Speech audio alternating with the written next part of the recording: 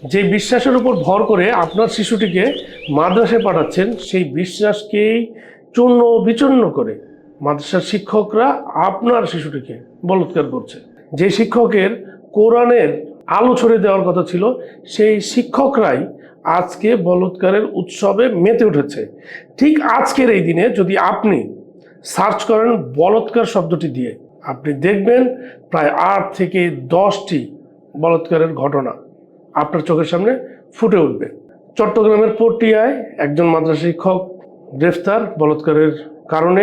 কুড়িগ্রামের উলিপুরে একটা মাদ্রাসা শিক্ষার্থীকে রাতভর ধর্ষণ করা হয়েছে, এবং ঢাকার শেওড়াপাড়ায়, গোপালগঞ্জে বিভিন্ন জায়গায় বলৎকারের ঘটনা আজকের এই দিনে। কিন্তু আসলে এত বলৎকার হচ্ছেটা কেন? যে সমাজে রেপ হলে আমরা ঢাকায় বিভিন্ন সংগঠনের আন্দোলন দেখতে পাই, কিন্তু তারা বলৎকারের সময় কেন চুপ থাকে? প্রশ্নটা এইখানেই। যখন ঢাকার মিরপুরে রামিসাকে ধর্ষণ করে হত্যা করা হলো, ঠিক তারপরে আপনি দেখেছেন সারা ঢাকা শহর থেকে শুরু করে সারা দেশে একটা গণ আন্দোলন সৃষ্টি হয়ে গেছে যে এই হত্যার বিচার আমরা চাই।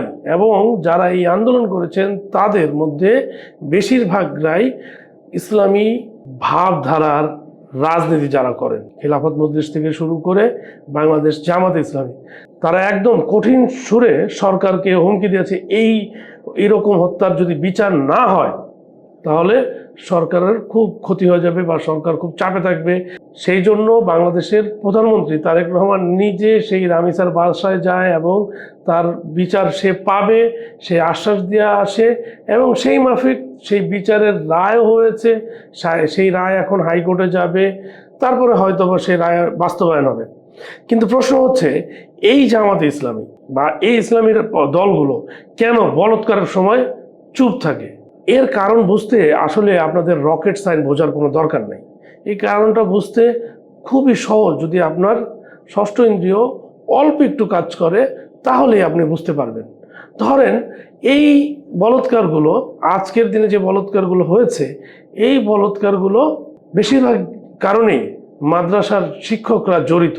এখন এই মাদ্রাসার শিক্ষক, কওমি মাদ্রাসার শিক্ষকরা বেশিরভাগই ওই যে 501 নম্বর রুমের মামুনুল হক, ওই পন্থী মামুনুল হকরা কখনোই তাদের নিজেদের লোকগুলোকে কখনোই তারা সমস্যার মুখে ফেলে দিতে চাইবে না বা চায় না, যার কারণে তারা কখনোই এই ব্যাপারটা নিয়ে কোনো আন্দোলন বা কোনো রকম একটা প্রেস রিলিজ পর্যন্ত তারা দেয় না। তারা এমন একটা ভাব করে যে তারা দেখেই নাই, বোঝেই নাই, বা তাদের কোনো বিকারই নেই। ঠিক একইভাবে আমি গুগলে সার্চ করেছিলাম যে জামাতে ইসলাম কি কখনো এই বলৎকারের বিপক্ষে দাঁড়িয়ে কোনো আন্দোলন করেছে কিংবা কোনো প্রেস রিলিজ বা কোনো প্রতিবাদ জানিয়েছিল? এইটা যখন আমি সার্চ করি তখন আমার কাছে ভেসে আসে আরও অন্যরকম চিত্র। ধরেন একটা মাদ্রাসায় বলৎকার হয়েছে, সেই মাদ্রাসা শিক্ষার্থীরা সেই শিক্ষকের বিরুদ্ধে আন্দোলনে নেমেছে, সেখানে জামাতে ইসলামী হামলা করেছে। এইরকম অভিযোগ তাদের বিপক্ষে আছে। যখন আমি জামায়াতকে নিয়ে গুগলে সার্চ করলাম তখন আমি দেখলাম যে বিভিন্ন সময়ে তাদের নেতাকর্মীদেরও এই বলৎকারের মামলায় জেলে যেতে হয়েছে, গ্রেফতার হয়েছেন। পরবর্তীতে তাদের আসলে বিচার হয়েছে কিনা আমি জানি না।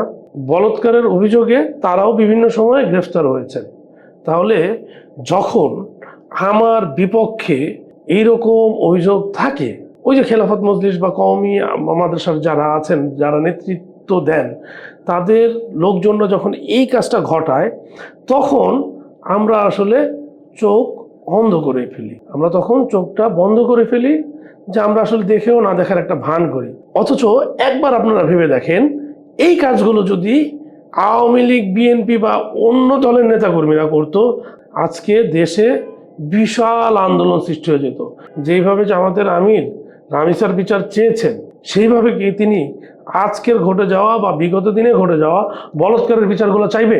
আমার প্রশ্ন হচ্ছে, তারা কেনই বা চায় না? তারা কি চাইবে? বা মামুনুল হক, যিনি জাতির বিবেক, যিনি এখন বিভিন্ন দেশে সফর করেন, বিভিন্ন আলোচনায় যান, বিভিন্ন টকশো করেন, বিভিন্ন স্ট্যাটাস দেন, 501 নম্বর রুমে তিনি যে ধরা খেয়েছিলেন, সেই রুমে উদযাপন করার জন্য তিনি এখন স্ট্যাটাস দেন যে সেই রুম এখন বিজয়ের প্রতীক। তিনি কি কখনো এই বলাৎকারের বিপক্ষে দাঁড়াবেন, বা তারা কি কখনো দাঁড়িয়েছেন? এরকম প্রমাণ কি আপনাদের কাছে কখনো আছে?